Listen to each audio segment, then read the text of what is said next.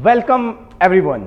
मेरे पास एक फ्रिक्शन पे एक नीट में पूछा गया जिसका नाम AIPMT था। पहले 2010 में एक क्वेश्चन आया हुआ है, उसको देखते हैं और डिस्कस करते हैं और उसका सॉल्यूशन देखते हैं कि क्या होगा। आप लोगों क्लास में हम already kinetic friction, static friction discuss कर चुके हैं, तो उसी के आधार पे ये क्वेश्चन है, देखते हैं कि बनता है कि नहीं। बन ही जाना चाहिए। अरे आप लोग हमसे पढ़े हैं तो 100% बनना चाहिए। बड़ा आसान चीज़ है, देखें क्या। चलो क्वेश्चन पढ़ते हैं, उसका समझते हैं। थोड़ा आप लोग भी पढ़िएगा तब तो समझ में आएगा। पढ़िए। देखिए, एक ब्लॉक है मास m का जो गाड़ी में सटल है। अच्छा एक बात है, तुम लोग कभी मिला हो ना कि तुम लोग एक पन्ना लेके या कुछ भी लेके हाथ पे, जैसे ये देखो मेरे हाथ पे ये सट गया है कि नहीं, दिख रहा है ना। ये क्यों सटा? क्योंकि ऐसा नहीं कि हवा उस पर दबाव मार रहा है, वो भी मार रहा है। मान लो हवा नहीं होता तब वो सटता, क्योंकि इस पे एक स्यूडो फोर्स लगेगा पीछे की तरफ। क्योंकि इस पे हम फोर्स लगाए हैं आगे की तरफ, तो न्यूटन थर्ड लॉ के हिसाब से इस पे एक फोर्स लगेगा पीछे की तरफ, और वही फोर्स इसको चापने में काम कर रहा है, मतलब इसको दबा के रख रहा है। अच्छा, अगर हाथ में घर्षण नहीं होता तो नीचे गिर जाता। अभी समझाएंगे, तुम लोग को अच्छे से समझ में आएगा। देखो, अगर ये जो काट है आगे चल रहा है, मान लो एक्सेलरेशन a से आगे चल रहा है, तो उतना ही एक्सेलरेशन जो मास m है उस पर किधर लगेगा? पीछे की तरफ। ये बात आप लोग को याद, जितना जल्दी पचाना चाहो पचा लो। जितना एक्सेलरेशन से ये आगे चल रहा है उतना ही एक्सेलरेशन से ये मास m पीछे की तरफ फोर्स लगाएगा। मतलब मान लो इसका मास m है, कितना है? मान लो क्या दिया हुआ है, मास कितना दिया हुआ है भाई? m दिया हुआ है ना, मास m दिया हुआ है। चलो दोबारा से उसको लाते हैं। मास m दिया हुआ है, बहुत बढ़िया। चलो कोशिश करते हैं इसको सॉल्व करने का। आराम से देखते रहिए, बड़ा आसान है और इसको सॉल्व करते हैं। चलो आप लोग बताओ कि इस पे कितना फोर्स लग रहा होगा? एक्सीलरेशन a लग रहा होगा, तो फोर्स पीछे की तरफ लग रहा होगा ma। अब एक बात बताओ तुम लोग, चलो ये उसी तरह का सवाल आया।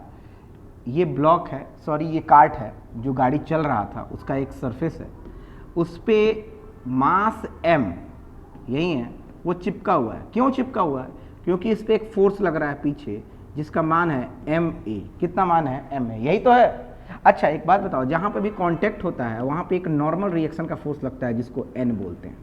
कांटेक्ट यहाँ पे हो रहा है तो उससे परपेंडिकुलर एक नॉर्मल रिएक्शन लगेगा जिसको क्या बोलेंगे? n बोलते हैं। चलो बड़ा आसान है। अच्छा एक बात बताओ, ये ब्लॉक नीचे जाना चाहेगा क्योंकि नीचे एक फोर्स लग रहा होगा mg। गलत या सही? पक्का ना, नीचे जाना चाहेगा, स्लाइड करना चाहेगा। लेकिन यहाँ पे एक फ्रिक्शन है और पर्याप्त फ्रिक्शन है जो इसको गिरने नहीं देगा। तो बताओ, ऊपर एक फ्रिक्शन फोर्स लग रहा होगा। अच्छा, फ्रिक्शन फोर्स का direction tangential to the contact surface होता है। चलो इधर एक फ्रिक्शन फोर्स लग रहा होगा, फ्रिक्शन फोर्स लग रहा होगा। बताइए कितना लग रहा होगा?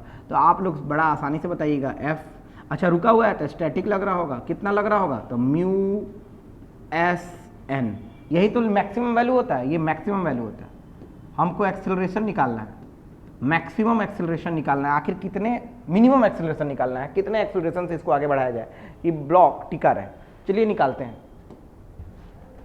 चलो अब एक बात बताओ, हम लोग जान गए ना कि n बराबर कितना होगा? ma, क्योंकि ये और ये ऊपर नीचे तो जा नहीं रहा है, तो n बराबर ma होगा। पक्का ना? 100%, क्योंकि ये ब्लॉक इसमें चिपका हुआ है ना, तो ये ना ही इस सरफेस से आगे जा रहा है ना ही इस सरफेस से पीछे आ रहा है, तो n बराबर ma लग रहा होगा। बड़ा आसान है। और दूसरा कुछ आप लोग को बताना है। चलो एक बात बताओ, फ्रिक्शन, ऊपर फ्रिक्शन लग रहा है ना, चलो FBD बना देते हैं।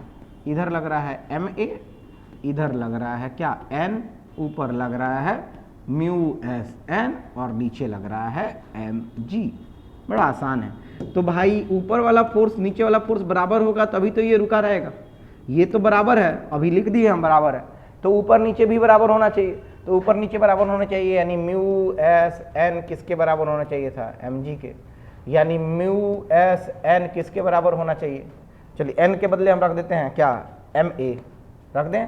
ma किसके बराबर? mg के बराबर। m से m कट गया तो हमारा म्यू एस ए आ गया g के बराबर, यानी a आ गया g बाई म्यू एस। कितना आ गया? आप लोग देखो ध्यान से, a आ गया म्यू बाई जी एस। अच्छा एक बात बताओ, अगर कम से कम इतना एक्सेलरेशन रहा बॉडी का तो ये रुका रहेगा। अच्छा इस एक्सेलरेशन से बढ़ा दे तो फोर्स बढ़ जाएगा, फोर्स बढ़ेगा, नॉर्मल बढ़ेगा, नॉर्मल बढ़ेगा तो उसे कोई फर्क नहीं पड़ रहा, और चपाएगा, गिरेगा तो नहीं है। जितना ज़्यादा चापोगे उतना कम गिरने का चांसेस है, यानी कम से कम इतना होना चाहिए और इससे ज़्यादा भी चलेगा। हाँ या ना, बड़ा आसान चीज़ है। तो यानी इससे ज़्यादा भी चलेगा और इसके बराबर भी चलेगा। तो हमारा आंसर सुटेबल ये आ रहा है और इसमें हम देखते हैं कि इसके ऑप्शन में कहीं ये मिल रहा है कि नहीं। क्या आया है हमारा आंसर? G/μs। तो यहाँ पे ढूंढते हैं μs, यहाँ पे म्यू दिया हुआ है ना, क्या दिया हुआ है? म्यू दिया हुआ है। तो चलिए देखते हैं इसका आंसर। G/μs ढूंढते हैं, G/μ ये हमारा है। सारे आंसर से सुटेबल आंसर यहीं आया है, तीसरा नंबर। चलिए देखते हैं और ये सही है। तो ऐसे ऐसे बेसिक कॉन्सेप्ट फ्रिक्शन के जानने के लिए क्लास तो ज्वाइन करो ही करो अगर मोतिहारी में हो तो, और अगर मोतिहारी में नहीं हो तो जुड़े रहो हमारे यूट्यूब चैनल पे अशोकियन वॉरियर्स पे। बहुत सारे कंसेप्चुअल क्वेश्चन आपको मिलते रहेंगे, मजा भी आएगा। बहुत बहुत thank you so much. Stay tuned on my channel Ashokian warriors. अगर सब्सक्राइब नहीं किया हो तो सब्सक्राइब कर लो, इससे मेरा फायदा नहीं है, आपका फायदा है। Thank you so much.